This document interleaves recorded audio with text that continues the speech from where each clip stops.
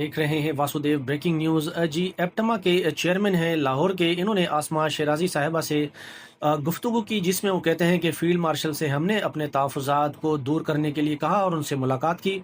तो उस मुलाकात का अहवाल वो बताते हैं कि फ़ील्ड मार्शल से के हवाले से तो बताते हैं कि उनके अंदर बड़ी विज़न है उनमें, और वो मामलात को ठीक करना चाहते हैं कि मुल्क तरक्की करे।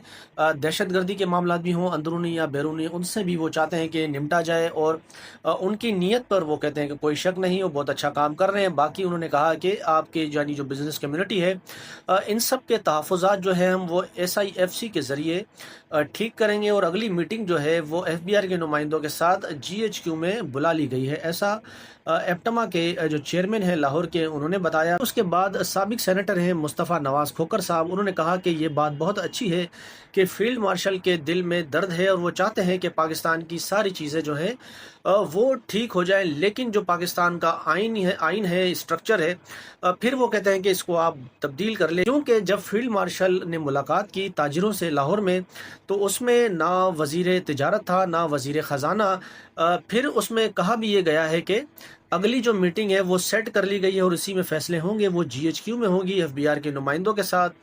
तो इस पर वो ये कहते हैं कि ठीक है, फॉर्म 47 की हुकूमत ही सही, लेकिन हुकूमत तो है, लेकिन इन सारे मामलात की वजह से जो है वो हुकूमत को बेमायने कर दिया है, और हुकूमत की ना कोई इस वक्त वैल्यू है, ना उनकी कोई रेट है, और ना ही उनको कोई कंसिडर कर सकता है कि इनके साथ मुज़ाकरात किसी भी किस्म के किए जाएं।